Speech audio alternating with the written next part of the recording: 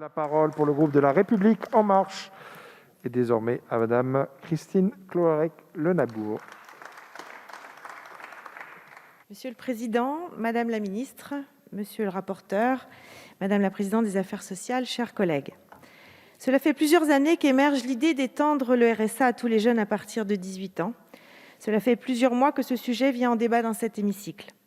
Je ne vais pas énumérer une nouvelle fois les mesures d'urgence prises dans le cadre du plan « Un jeune, une solution », les évolutions et les résultats déjà très satisfaisants qui en découlent. Je vais tout de même partager avec vous une bonne nouvelle, puisque 48% des jeunes identifient aujourd'hui la plateforme « Un jeune, une solution », portail qui fait le lien entre les entreprises, les jeunes et les structures qui peuvent les accompagner. C'est plus qu'encourageant. Et parce que les jeunes ne sont pas toujours bien informés des aides auxquelles ils peuvent prétendre, le gouvernement a lancé la boussole des droits la semaine dernière. Nous devons en faire la promotion. Je fais le choix de vous rappeler une nouvelle fois notre ambition pour la jeunesse de ce pays. Notre ambition, depuis le début du quinquennat, et particulièrement depuis la mise en place du plan Jeunes, c'est de mieux accompagner les jeunes dans leur parcours vers l'autonomie et l'emploi, de mieux les repérer, aller vers ceux qui ne savent pas qu'ils peuvent être aidés et accompagnés et qui en ont pourtant besoin. Notre ambition, c'est que chaque jeune sache à quelle porte frapper, que chaque jeune trouve une réponse à ses questions. Notre ambition, c'est de les inciter à se former, se qualifier, car nous savons tous que c'est le passeport pour l'emploi. Notre ambition, c'est aussi d'apporter des solutions aux difficultés que les jeunes rencontrent plus globalement pour se loger, se déplacer, se soigner, mais aussi accéder à la culture, au sport et aux loisirs. Enfin, notre ambition, c'est de réussir la mise en place du service public de l'insertion et de l'emploi cher à Madame la Ministre. Une communauté d'acteurs sur chaque territoire capable de se coordonner au service de l'insertion des jeunes. Plus vite on repère, plus vite on réoriente, plus vite on accompagne, plus vite on remobilise.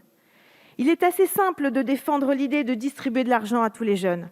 Il est plus difficile, mais plus courageux, de re-questionner les politiques en faveur de la jeunesse et de réussir à créer des conditions d'une insertion sociale et professionnelle durable pour tous. C'est ce que nous faisons. Nous estimons que l'extension du RSA à tous les jeunes à partir de 18 ans est une fausse bonne idée. Pourquoi ? D'abord parce que le RSA reste stigmatisant, quoi que certains puissent en dire. Parce que l'étendre à tous les jeunes serait une mesure injuste, certains en bénéficieraient alors qu'ils n'en ont pas besoin. Nous préférons donner plus à ceux qui ont moins. Parce que nous maintenons notre volonté de conditionner la garantie de ressources à un contrat d'engagement réciproque entre le jeune et la structure qui l'accompagne, comme pour les bénéficiaires du RSA aujourd'hui, comme pour un jeune qui signe un parcours d'accompagnement vers l'emploi et l'autonomie en mission locale. En somme, le RSA jeune existe déjà, mais il est versé en contrepartie d'études ou dans le cadre d'un engagement dans un parcours d'insertion. Tout le monde s'accorde aujourd'hui à dire que la garantie jeune, dispositif d'accompagnement renforcé d'1 an renouvelable 6 mois à la main des missions locales, est un formidable outil d'émancipation et d'insertion des jeunes. Le rapport du comité d'orientation des politiques jeunesse conclut, je cite, « La garantie jeune doit être la porte d'entrée de demain pour les parcours d'accompagnement des jeunes en situation de précarité, puisqu'elle allie accompagnement et garantie de ressources, ce qui constitue un atout pour lutter efficacement contre la pauvreté des jeunes. La réussite de la garantie jeune tient à ce modèle spécifique, contrairement aux dispositifs RSA pour lesquels la faiblesse du volet accompagnement a été relevée dans de nombreux rapports. » D'ailleurs, si vous voulez en savoir plus sur ces jeunes qui frappent à la porte des missions locales et qui entrent en garantie jeune, je vous recommande, en tant que présidente de mission locale, un excellent reportage écrit et réalisé par Ilan Teboul, « Entendez-vous dans nos campagnes » qui passe ce soir sur la chaîne parlementaire. Un documentaire très touchant qui retrace la vie de jeunes Alsaciens vivant dans un territoire rural et qui ont intégré le dispositif Garantie Jeunes quelques jours avant le premier confinement. Vous pourrez suivre ces jeunes au parcours de vie difficile. Certains ont subi l'échec scolaire, la stigmatisation, la honte. D'autres ont été victimes de violences. Tous sont persuadés qu'ils ne valent rien. Ils doutent, manquent de confiance en eux et sont perdus. Ils souffrent de l'isolement, la solitude, n'ont pas le permis, pas de moyens de locomotion. Ils rêvent de partir, de trouver un travail, d'être autonomes.